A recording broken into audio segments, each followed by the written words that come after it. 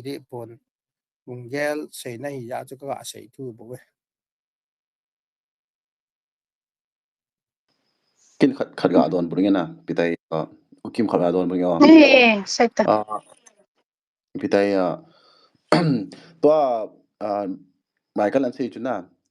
some part of the logic are the ke thi cho nangin lam kai ki to thi po we ti some sao te ho lam kai na bon chi ka he chu ke chu ka he thi min tin ai wanga chu cham na zo tenen ko kya hung jam de na ti chu ka he chu hi nge to hong tha do fe na ti yu cho ai wanga chu cham na uma sen lang ithil tu bi kim no ma imu do do te le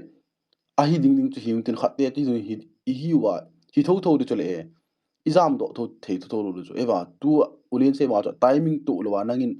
ki pam pai sa lai tai di lo ve se lai tai nang chu ka pom po ta ka lung han khum hi lo pia eva ta timing ki to lo wa nang thang phonga nang chu nam pi zu tai ma hom do ina hi ki dei lo he ki ti chu bo in he thiam to tu chan gi ya volunteer en lang nam spai ho en lang le mun jo sha amon tu chan gi ha po na chi si bo hin amo cho hi le lam kai ho kyo thei lo pi cho nang lam kai ho chen kyo te chile na kyo te chila hi cho chu nang mi yo si in portfolio ka ne ya to na lam pi pi me hin nang chun rich na nei ni hin anang in chilai apang di apalai pang di mediator apang di pen pa in na ki pam pai le lam kai ho ka thei nom pu ve na ho na politics ho itia samsa ho iti langa lungyal chu na dei lo me khong ka dei lo pi chile a hi wa nga chu ki pam pai thei lo chu me alang khara chi si dai le to ai kyo na ko i pau mo mo kyo ka he lo hi ka na ho ga do mo ko i pam ku ki pau ham tha lo pau ham ga sei mo mo ta na number 1 ka ti ani chana chu hi le nangin tu ai kyo sung wa rong hi abona all your ideas of water goes where in a sea of oblivion cho new ni lung dong hi e chu me zo te le how ki pan hi chula zo te le atha do ke den bel tho tho du chu me nang ma ge la chu ne lung idea chu pham te nang ma utopian idea chu ki hi e ho tha do si hi ki po do hen lang hi le to e ke ti ka ti poi to ko ki hoi mang hen lang ele san ten chance la na ne ki du ta cho nang se yong di mo sa lo bi cho ku ki chu refugee but ti che ma sa nga cho a sa mi no chula to a ka sa ka se banga cho 1857 maps a cho card generalized in this map ma khoven ale chun each area Bangladesh Chittagong track si bona cookies ki ti chula mizoram mo sa bona ko lusei cookies ki ti chula tilai ta ka sei nu mi bobin na it e nga amo chu tripura te ho hi bin amo chu ai mo te en kom ho hi bin amo lusei ho hin amo chu mara ho ti chu sei hello pi chula ya chu amo distinct time ma chu cookie te hi ve ti chu ta min me ma iso pa ma ngi no na sei chu me thillo si omi hin to anang min alam kai khat hi a nang ho ikhi dong ki hen lam kai khat hi a hi ta nang nga ki pam pai lai ta chu i tina ma jong nang man ni ki pam pai wanga hi hi tho tho nang jong edition ki bang tho tho net na ti long he no ya pa tho jong abona ku ki tho tho nang na dei lo wanga chu na political ideology za chu mi hin hi ti na chu hi bo na iti ho ta na beni khong sai ho amo family ho ta na chu e san te khon e ho hi en trol ki wa no ho hi chelang zai on cha te ni hi ti am e man cha ke e het khum ki hin to anang ma ni chelang ana sei chu kyo tha do te ku ki poi nan ti ki na hele e san te nga chu mi bung khena thya kang ding to British te ma divide and rule policy a ki tho tho hin paten gel mo la chun zo te le nang ja nam pi pum pi thi na manan to hin to hi nong ki si de hin khalle e chi ki ka chun chi sang nang man ngai dam ki thu min ka ti poi no man lung tim ulam bem se banga chu lung tim ho ne no mang cha en lang gu tim en jong le nang man ka dei pem le to ku kin pi mani pura ho hen lang IT left ka ti poi go to ka ti poi hoi ten gyo thim mi la chun kun nang chun na ma dham Michael chu nang chu thilap pu he ti lo pi cho nang chu satan he ti lo pi cho ai wa chu nang kyo ti bia when you're open heart ne lung thima le amy pau ki tho chula ei pau ki tho chula na hon tha do pau tin ku ki pau amy pau ki amy means amy we are one ki chula mi zo ten church ko shan ti banga chu thlen do cha te yu cho yo cho amy ma hi nau chu ni het ngai chula mar ka ti poi vai ka ti poi gang te ka ti poi hijala emi pau chu nang chun tha do pau he ero le ku ki pau he tia chu ka bung khen do lo ding chi ho kheu na pau he koi tia pau chu boi pi lo ding cham na hung te pha te le chu nang chun nop le 100% tha do pa hi tang ho lo pi chu tha do te lam ka hi tang ho lo pi chu ulen se bang a chu kuki in pia lo chu nang chu present ni na tu thei chu la ni hi chu la kuki ni chu la hijala ka se no me bo na ya chu lam kai kun na tu ham chu chu boi pi lo bin lang he pa to he pu to khu kheu pin lang he pa ai bilang pa ai ho nam pi we for a chi du ham ti gyal tang ai lo le nang ma dividend na pu pa he di the mo mo lo cho ka so pa he thiam tang chi san chunin se nge o Mike, bia how ki pawt daw nya selthi nunga sel thokai ti dana sana ta ai veo se su nunga cabinet minister te ni no lama ni nangnan ngo kinin tin birin to kenai pen chu lamza thangin tikinin tin kingo to le de but question ki raise tham khado ai very uncomfortable question yeah, but raise ball my question so na se ho chu ai lang pena ko dei lam kai wa at least to chu cookie zo council chu bulbula chu cookie zo council chu put jing hele adia it went through a journey sometimes the pia boine tu ting le things don't pia smooth ta yong chu chi lo ya a question chu pia nangin mi tham khat lo le tv ya chu na ga se yi chun ho yo se chu ikichai diu tai ti dio ki de lo bi ai wa nga chu namnat na pa hi ibola hum ki panji ham ti le iti tabang chi khen dal nei min sungan mu teng le a chon se lo ding lo le noi si lo diu khan yang noi si kha wa iti a chu iso pyo na go dong ki boi na yo chu ku ki lo di ki boi ka wa chu cha chu gal khat I to ya cha chu ku ki ku ku ki de lo pa yong ku ki hal tho to ông ki tha pa na chu ku ki tiang pan khom wa hung survive ya tu chung ang chu a ku ki a je tha yem chu tia chu ku ki ka hi no poi ti ho chu te te tan ki te lo chu ai wa chu a natural flow kha min de ke chu hilanga chu ke kha ya chu ke chu I should not be like ibiti dia zo lo le thang nang tha do ne pom ya chu nang chu adda no ya kai hi sa lo ja wa natural flow lo majority interest khana chu to a movement chu cookie zo wa cha che le chun sometimes we have to adjust na khunung teng le chiwang chu e ke ho lang si a ding ka interest nei vet pe yo na ti lo federalism na ti wa chu it could evolve a lo le yo sunga ki kan khom tham khat ho chu ama ho loi chu hiti hi ne present na tha do yo within ek yo group khat nei in hiti the who might nobody knows but a timing pa chu di lo chu a timing chu di lo ala chu na se ho chu til tam ta chu I cut very good points I wanga chu ichi to di ne se ho chu it is all clouded by that harole ku ki tu tai ta ki khen pa chu chichun the argument chu atha chu otherwise I think some of the points are very relevant ye chu ichi question ho hai ki answer lo wale e movement pa hoi ta PR hum everybody is like thinking normal ho gaya eho ai problem jo chi chu chu khat adversity face le ki phat wa again the le hum ki tu wa tham khat hum in khat na la chun in he pa biha hong bi de compound su nga nen ki bute ta bang hi ji ta chu chi pa chu 100% society chu kitu lu hil chu amei lo bon I ma cha ki boi ni nei lo wa mitei le meitei a ki boi ho le mei lo yo spelling of mitei and meitei amo ya na ki boi chu even so many people have faced those issues but a problem pa chu when something goes beyond just personal opinions. Pa chu thi naman ne to ho ikat pa chu di na veta ikat kasay bunga chu aphai sunga cheng ho ya MLA ha vigilant ai lo le a DGP yong a police top brass ai mi ya iti ahet lo ham anang ta yong CM office to nikinai to ya iti ne lo ham dile ake ho jo ai kalung wa ang de lan chu iti angol ni wa chi hi chita bam brain plan na ma do lo kati jo di so but iki ngo to till ki chai wa EPC but then still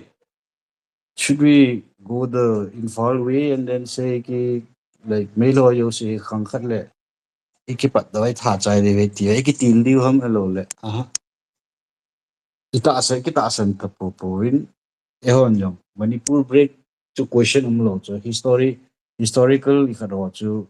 nothing is perfect. I want some writings might say 750 kilometers whatever. I want Pemberton writing aho in like at Churchandpur le Mizoram border ki like 18 some 38 or something on it. At the other thing lang for colonial writings as Moirang and Mochunga Padavet and Manipur Kapatawe ti Kishut Tatamata. Metes will argue something, will argue something. Ikinil now Tampio Ivet Venale Dita. Eng ham na tamatam da chu amma ho historical adi ho yo han bashable e ho ayo among bashable ai wa chu isu pi zomi khachun zomi ngai du na let him but that overall perspective chu a flow chu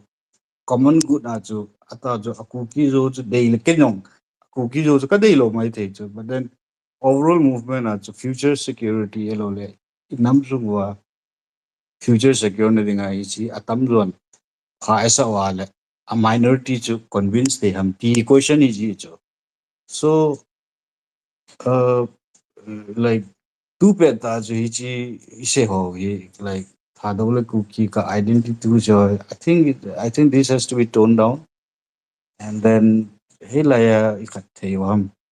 a thado chu EP se yong le manglo ta jo khanga chi di da ke thi yo nang thi yo yong le those I think the question of survivor to Hilo because he'll always survive. Atal a cookie in a majority and Thado tribe certificate chila and tini yong let cookie kahe alo Thado cookie kahe tiyo dita. Alo le kat apa itila ang so kay gui te bo kishut de zombie ka accept to tiyo mala a zombie yo na force hilo so. Alo le kasupi kat kay insunga khatin yong kay zombie la akam then kay zombie tang itila it's his choice.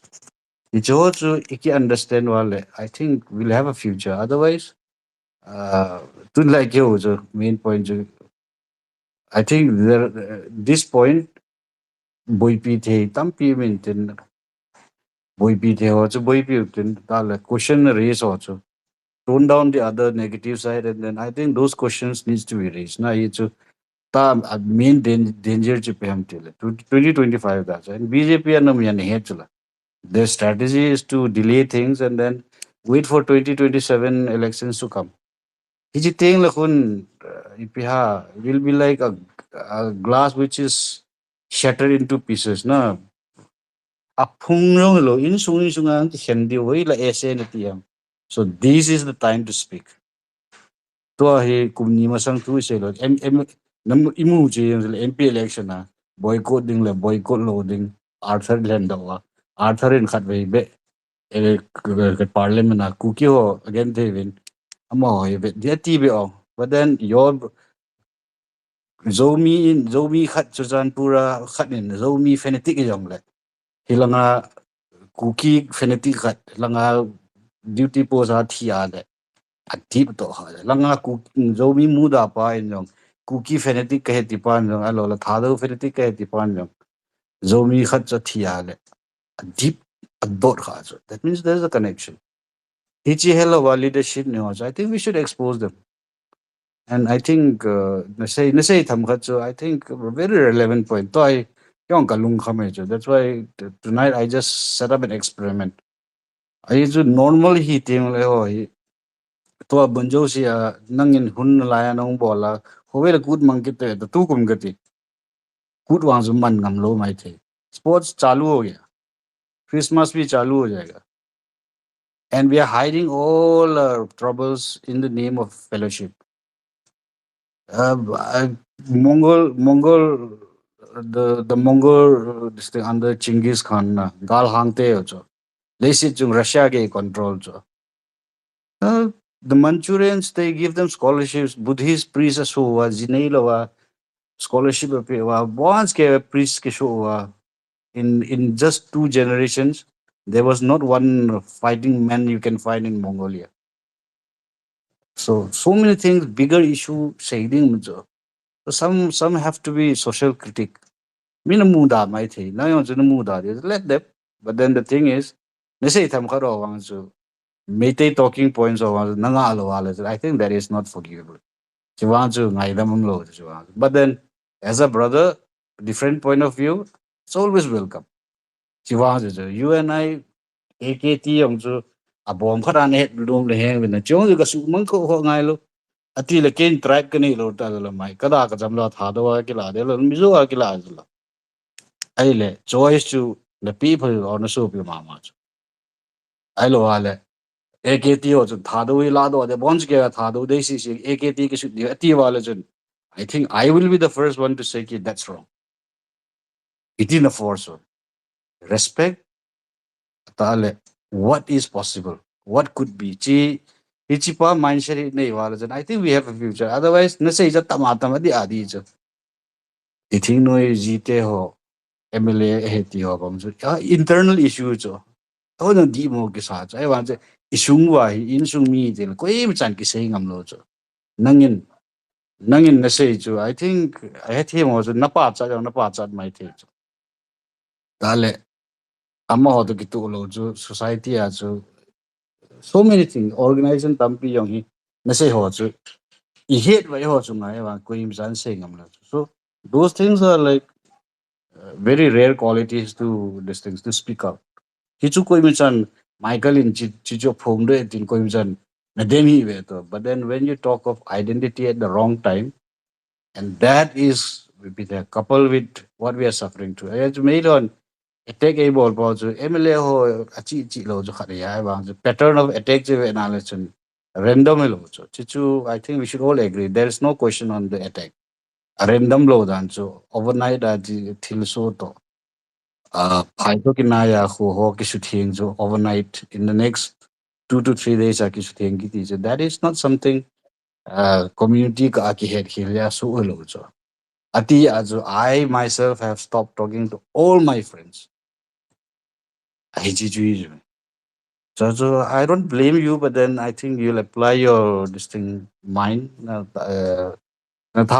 to your perspective. Do whatever you need to do, but then overall, also, if we don't survive, then we'll all die together. We survive, then we all survive together. Perspective, part of that social problem. Somebody has to be, somebody has to speak up. So, Howlin Paibang, so you were ready to take the unpopular district. Among Keho Tamkatsun, Hichan Gehi Bola, Akiting Tai, Tianga, Kimanang extreme on the cheese, which is admirable. But then Kati Rancho, I thought a BJP Sunga Nehedzula, internally, what is the policy? So, to expose balding ma say the Odi Mama, oh, Sunka, Tilho undercurrent, Jo, Ike, the Legend. I think we are waiting for the next wave of attack. Ethi aju koi chom ni lo ya now te ni aju na thang phong za so engaging like yeah preaching yong lo ki chapang hil na yong lo vet tu ngai ti chu ga sei khom le tia chi sei ven na pung thum yong la tai ni sei be no le zolen chul kim ga pin nang I think Michael can have the last word. I think we should wind up by another 10-15 minutes na Kim. Ole, no problem. Zolan, Ah, nahin kila di ha. ole. I thank you. It's the first time I come to join this place. emi te I boy na khati the ding tua ya Michael Lamjathang mo kapau na theu ya Hey. E à ke te chu boilo. này thì nào nào cái si emi te I boy na khat identity crisis a boy ke tua Manipura I boy na bang identity crisis a asunga ting ana boy zo mi ku ki ana boy atua kum kala po khat tha do le ku ki ang boy lai mo. That is the first problem we're facing, identity crisis. Nungina I Burma lama isangam Kuki National Army Burma hina Thado Defense Force Thado Chin Council tuate makai te to takimukha mo nong boy lo di wahi identity a boy loading is open zo home ding mo. First let's struggle and then we can discuss and sit and talk about our identity. Tua hi banga tua ya I nakikuk tiu thuping sama mai nge. Tua chena ya Michael Lamjathang na nggen khat hoi ka sakhat banga chile tua Manipura I boy na pen SA vai I ITLF makai te tung ni dagina na ki ho mai mo ki ho zel to tak siang ina hi bangina banga amau political talk tak chianga hi it how toite so group te tunga hakikin anong ka boy why I hanga hi pin bang ji pan lak ding chi boy pi dikisam to hi na mi pi te banga identity to boy lo zo ese to boy mo identity pen dang takcha to me all the tribal people, all our people in Manipur are Kuki Hizio, all our people in Mizoram are Mizo, all our people in Chin state in Burma were Chin to Hizio. Identity to boy dilo e bang chile survive ding chei boy ding his oina lungsim pitching kim hi na len hin mo Michael Zong lungsim pitching taka hidana naki ho theu thupi sama mange congratulations and God bless you. I hope there'll be more unity among our Kuki people even for me even if I don't speak Kuki, I belong to Mangte tribe. I can be a Thado or I can be a Kuki. Chị đàn một em kia kỳ hiện thêm luôn. Okay, thank you. Ki paum wale Zolen na say to di mama ya na. Pom thei tam ta thil na say to ki paum me. Michael ningin kum khana hin sayo.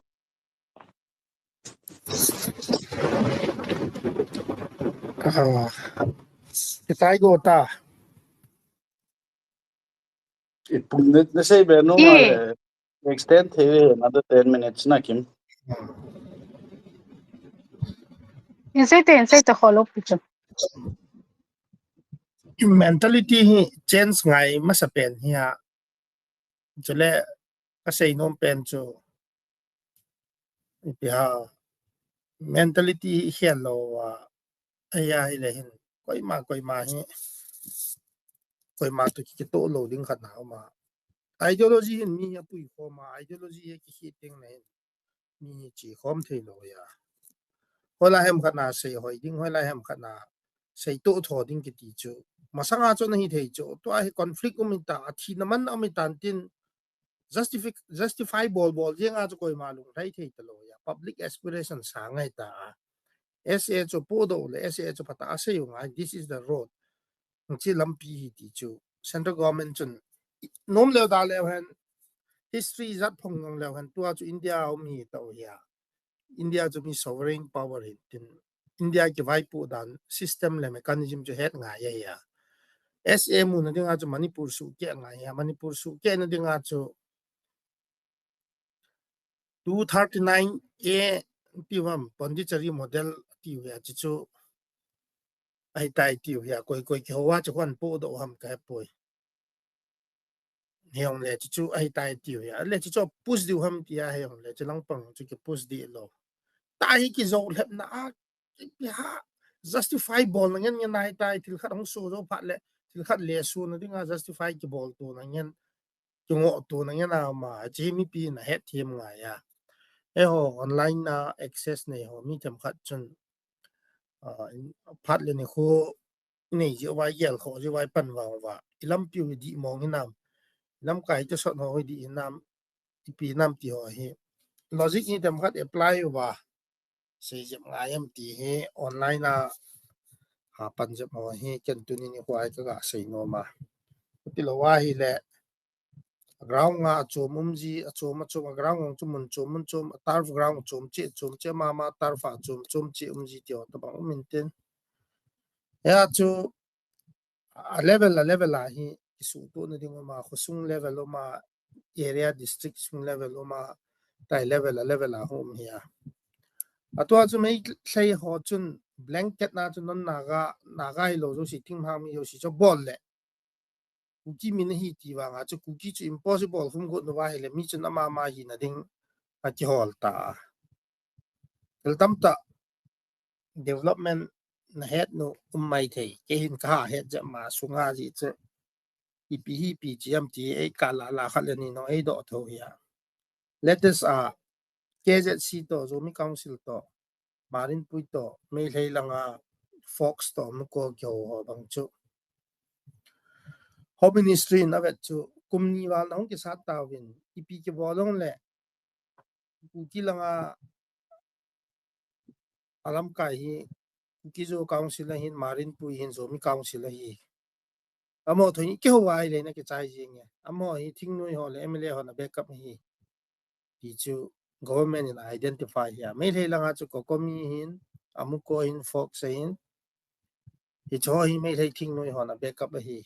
aram bai tingol ho to chila ki tia chu identify bola boy na hi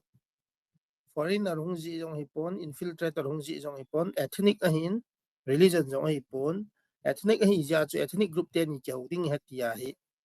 home minister pan parliament na chu ase ya ich basis a chu meeting chu gon sa le ei milang ho chu chi win ei milang chi ho chu peace joint peace appeal chu cessation of hostility ki tha ki ba ninga taute ti pa chu thing noi lam kai hokom am ka sevin emle hokom ka sevin anom su ke win so kai dinga ong la ong thun pa nin ei milang ho chun turn down bol win akile win hero da na mo hi om kit win so kan ka he e san te to so and so to tin hero a ki ye lo ti hi ground reality adi cho hi chi hi athil che dan e wa mi pi hin ipi ham e het no he e ho het ni ipi ham ti o cross saying hi om the lo ja accountability le ipi ha transparency hi leader le mi pi ke ka cho ke ka hi so many political power play tambe ase tin le mi pi confuse a mi pi hin blindly a ssa say cho ku ki say cho tia cho chi chi ka hi dam khat ipi ha postmortem ti dam postmortem hi hat tho hin yong la phalang pa postmortem pa bola lam kai hoi track ngai kutile lam kai ho koi pen ta hin e lam kai ham ti hi hung ki he do ding hin to hi inja ka sei ma banga chu justification nge na hung ki chai ji til khat hong hi mi mo ta ting le choji ti ki chom lo na ding ai ex warrior na ti wam media active for hin ai the ya hi le hinge leader chun decision ala din decision chu respect bi din ai wa nga chu accountability om ngai na accountability im lo wa decision ki la wang chu cho tham khat ipi ha cross check bol jam ngai hin a chu thil tam ta hai ki mix khom hi ta ji hin sei nom be se jong om pon jong le reality fact check report ka pi chu hi ta yong koi pen hin mandate na isol di ham negotiation chu ke pa na hi tan president rule hi le injo ka se na ngai ma ovin best discipline aki chu gam taw we discipline pha pen ding ki chu gam taw we kati le ngai ma je mu jiwa mo ki chat ji nga president rule om tan security force hat wal tan adu ada ti yengowa na jo si justifiable le adi da nam ki dai wa nga hilanga ex warrior hole gampa ma ho aspiration adi a delhi a kes ho president pu pauza khup ho bang khu cố nghiêng ở chỗ mò bằng ngốm thầy mò mò lâu na chỉ tiếng là chun ground ngao họ to còn bao mà họ chỗ fiction chỉ là na hông họ cho với thầy này tiếng ai hi cái bộ ấy thầy ai hi lệ thì họ kiểu tụ thầy này tiếng ai hi cầm khát mechanism chỉ tiếng hầm khát hi device khát hi prototype khát hi invent bỏ lâu lệ in cho hông hồ lim pa pangal pa họ tập bằng họ chỗ à xây chỗ đi đi chỗ ipiam het lo hin I ho chun Christian kat na yong divided ki Christian ti wang ba ho bung so ma za lo te kit lo division chu mun zo sia religion na yong ipi pen kat na ti I play du ham ti yong kat thei lo minority kat Christian kat pi bol wang ba capitalize thei lo khana chu min e pan pi num ho zong neutral person mainland langa ho nong e pan pi thei ding dan na chu kim thei lo ti hoi ma hen ya chu chi ka chu ethi media mo hin ethi bridge na bol du ham na cho chu ke nong ka thei chat pon observation ka bol ka mu dam phat tham hat ka sei hin hi chan chu nin ka so ta ngeu len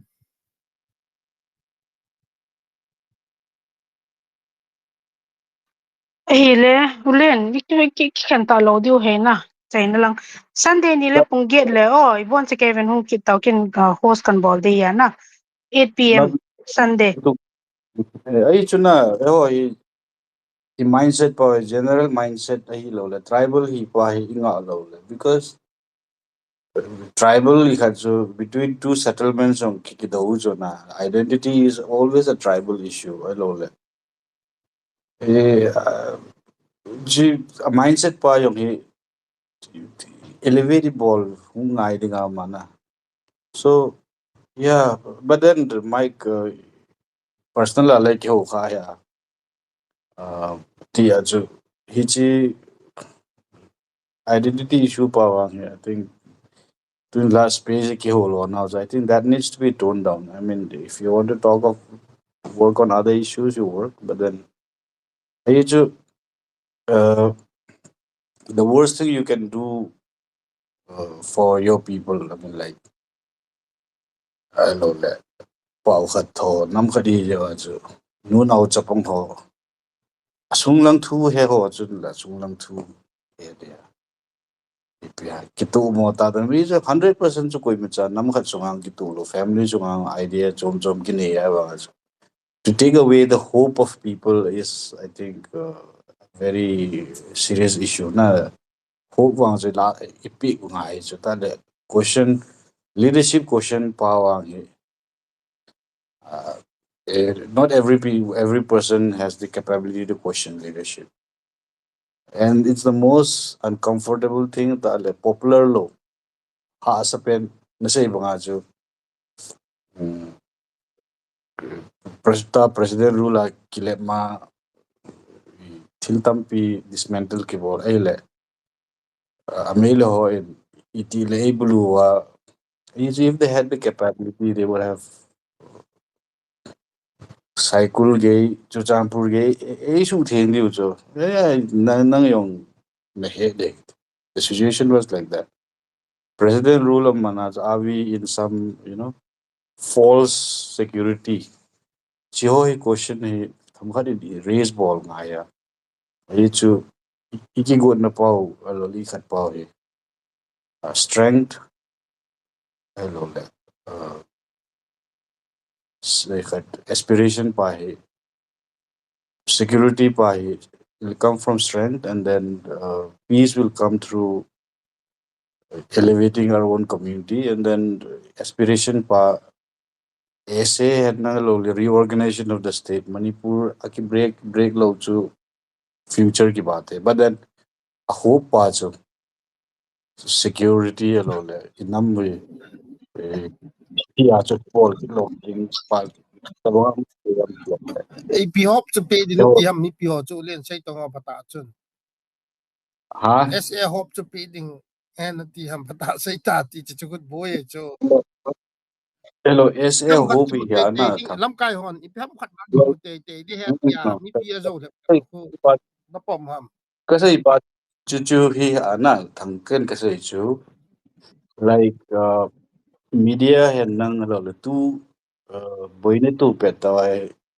in thado identity dang na se ho chu khadi chu hitch peta when nu nau chapong hoin ki tel de du ai mu tem le Kentel poi thà đồ hot chu meta ro hi pa poi thà đồ giao hi ong nhai ma ai ki long ho chai thei chu dau chu chen nang poi he ho ni ka sei diu ya chu nangin ki sei ji to thado chu matter poi chu you think that it matters ani chu ke yong insignificant kai mai laya pangoy ima chai lo mai te beauty pu bai ima chai lo mai te wa yung but everyone has a role chichu kan we will personal ikatpa alam kai khat jong chi kisin mo mai te wa so ma min mo ne chu expose bola le a movement overall pa so to kha te ale sometimes we shut up na ye chu chi chu kha ya e lo pa mi thi ta cho mi jan ni wal thi cho mi za ki thi cho zo sei phat ni lo cho adi di a ai ho chu phat ni cho adi di a ki ho ngai cho zo le nal ki hop adi cho ese imu lo pau chu future thu ya chong chu future we tu don't lo know ki so it's chmem better future lo tu a ki mu lo le ai thei lo ding mai chmem ki to ma ki phin mai chmem un ha je nga yong ese hi lo le thei pon te ti ka ko ma chelem ka ti chu i ti angol ji a mo pen he ti ai ngor du ham le phat ahung chi do phat min te chi trauma hi jin chi ama le ma ki realize nan te ti du ham le chu i thei am adi achu kalam ka ye ti ho yong chun delhi chi ma sangwa ji ep ham epp ki sei de ham ti ho za ki khol to ma sa ngai na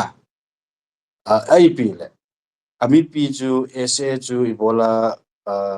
sa chu back down lo de ham ti reason ka sei ta za phai sung safe sanctuary again pause a break pana chu they need a place where they secure you ngai chu atias ami pi in ke mudan ka se ke on ground na chu kam lo je ka se ami pi wang chu sa chu non negotiable ta chu ai ala chun idea lo lam kai khat mi mo na ep na isung ka wa ep problem anom han nang tu nyong ki create nom nyong le I think there are times to wait na ta le sei pa do ma chi chu he thang ka sei chu na so I think sensible enough head him ya lambem to pe kim I think we can wind up thang I hope if he say how he reasonably have any na nang yong I think other spaces tu say man lo wa na ki kwai ti ho chu lo na lo na tu la khó he lên nang nom le khó he nang lam kai lin nom me za kai ke lam ka yong kai thang I'm just a normal human this thing concern ya ju ke yong kalung dong ka ga mo start le pa mo ma invite nan thot chi ki pa me group ja na magna ka ga thot ya phai thang phai lambem nang kim ken pinge no why na yon bol sa tu Ole hewlem bem nang in hina chai na ta bangin nang in sem taw na. Asay na nang nin siya mo katip low de het silhat ka asay no mana betango SA chuhu ko lo wa hile ti chan hi social media ad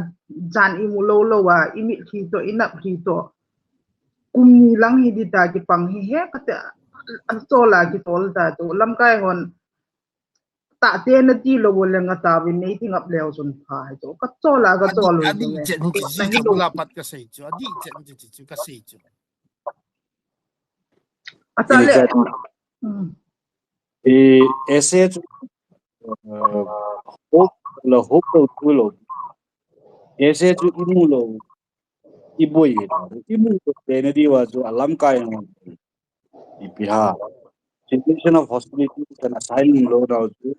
ऐसे mu lo wale abu eta da jo mi pi het lo na ding wa jo e ho yo se jo ऐसे जो किने pi de ikine pau iti protect di om de jo se imu lo di wale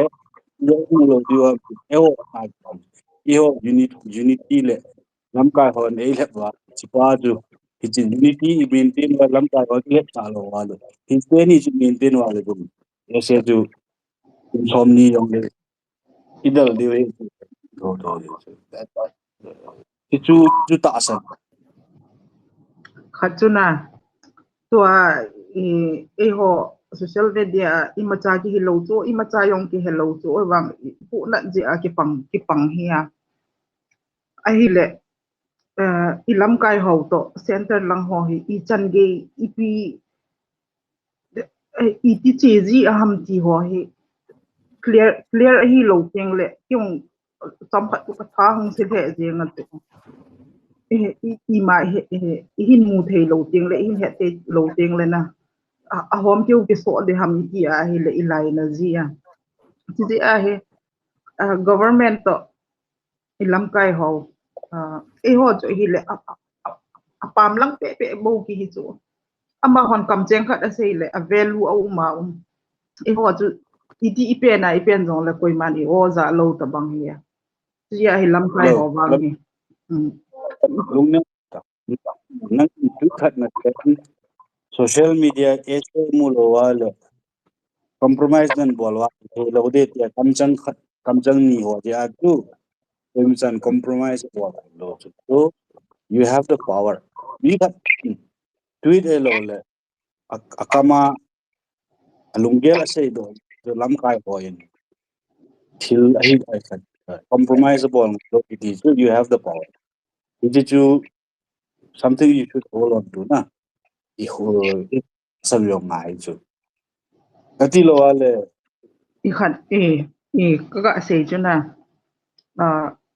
hi thil hi a movement he noi langa hong ki pan hi a thun na di khu thung ji a nam a effect hinam lo ham ti ho he bet to jing ngai di ngai a kamun din hi chi a spearheading to a Michael in a sei ji chu dalam ka yu koi ham ti ji chu chu oken long ka gel ji chu a spearheading hoita a government to connect hi lo le contact regular contact nei hi thama ham ti chu na chu he ka race nom chu lam kai ham ta chu lam kai ho chu check ball nga ya na ta le Kulin nge Michael ka chu prototype khat invent na bol ngai chu update api ngai chu supporter ho chu supporter be ya chu di lo ya chu top leadership lang ho to chun ni pi ke ka supporter ho ka hi prototype khat invent lo le na communication hi na biggest problems ho society na see accountability fix ngai chu chu prototype chu invent ngai chu me biggest problem for society I to see small not I won't call it small but efforts like kimin you know kat space a hose a lungel mi ya na vai se khaden ichi agel we mi za na wat kyo we ichi agel we ese wang compromisable poilo le ichi ung boy te ti iga sei khom se somebody khadapana khana chona iti a chu mi chuwang ki bol le di lo de ichi mi pi lungel ti kha chu de as olen hi chong chu di ki lo cho ji ta wat che man ki depend ji wa boy cho what ma chu ki depend WhatsApp hi poi Michael WhatsApp thu hi poi chi space thu chi la ya space Twitter space ki bol thu se he ulen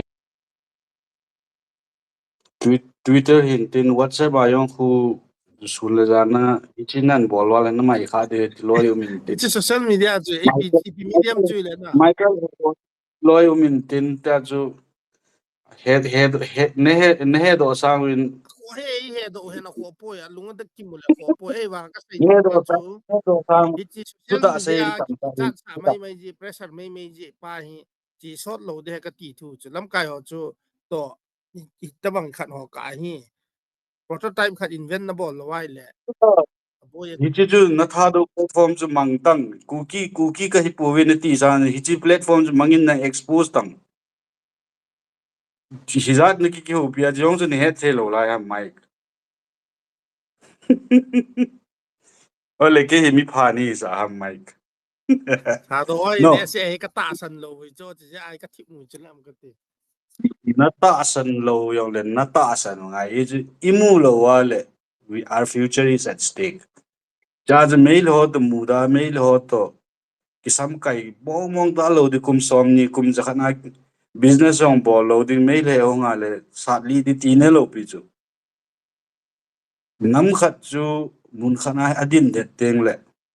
min yong aza ik min enoi si je wa hi gali ne ni yong chu khat we le tha do wa phonetic loi ku kya phonetic loi zomia phonetic loi khat we chu nam khat kai ti wa me 3 ai tha wa chu amin yo lo wa to di nom loi wa ai wa nga chu khat na yung tin we le alo di he lo pi chu we always remember that I have hope in that net te wa hichipeta chu amin yong tu pi lo I want Twitter a chu cookies wa yung pan wa hichi ji a chu gal sa do jom flag pu wa ong kina wa ai wa nga chu pang khom chu ithi yong na thi khom te the threat was real and then unified stand khana idin wa chu poim chan lo ni hello aram bai ho beta ti lu se 50-60,000 yen chu ise ala chun they thought ki within 1 week they'll swept us away ai wa nga hi the lo chu atau the tawa social media fight the fight na then the world started to know about what's happening in Manipur na chamkha chu June ke tonsin ke hal ge chu ho news thi yong ko mi chan he dol ho chula mike ne chula nayong na thit bi be ai le lam kai ho na vet le na lung khama tha do le kuki kai po en han ti thu ya but then I think that line of argument should stop. If there is something wrong, expose them. Isi ju ngai chu mi yo shin ki bol de la bol the mi me je te tabang bol te chu use it aphalanga man cha ngai je talen khat to kong kilo te ki ong ki hil to kilo te ngai lu ja ka se he mic na khat nang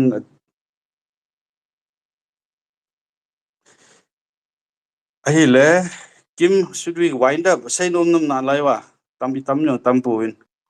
nga thei ta len Kim Sunday ni zo dingin ki gongo te pungget Sunday ni zan pungget. hosting space is very tough and Kim hi pa cha ta hin na ke kapan thelo yong le hose I think you should keep doing Kim. At least we know what is the mood of our people no Mike zau tam koi machan kasu pine poiti but one line has to stop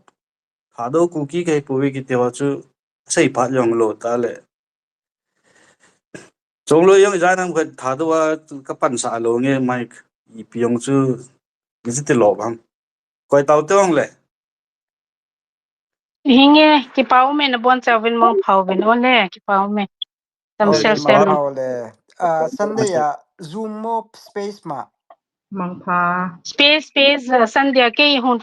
Okay, follow okay. listen just follow me and then you Yeah, if you can I see it already follow on my you. timeline. Okay, Yeah, okay, sure. okay. Okay, Thank bye. you. Bye. Good night, Good everyone. night. Michael yong nin nang Ole. pusailen chu question ra do Michael Humta. Lin. Ano dam So se silent seo. to kikaw. say yo Mike Ano dam se seo. Khaben ki mo to na te goti nom le. direct ki mutu hon len la ku kyon ke yong thade tikit wintin Mike Iti mentality chi ki ho chuna hel ka ka wa koi ma te ki to hi unte hai ta hilen. you want to kanop lo so there has to be a dissenting voice but kasai banga chu thado ku ki ke poiti hawang chu adi poiti la mai changa se na sei chu di poi ball in jang pet na ning langa Michael Lamjathang kari kara sei ngai lo mai dam ta sei di yen aman jong chi a ka sei ti la ngai tha ngai so Phai. fanatic hi wang inga koi tautina mang pha thank you so much for listening na and then the listener ho di dia pawyong na paw in mic to tol to ya san jong san chu fulai to debunker nal ka samo mo ya mail ho ni hello di cho lung hello bo na so ta jo ai su to so good night guys I'll log off huh?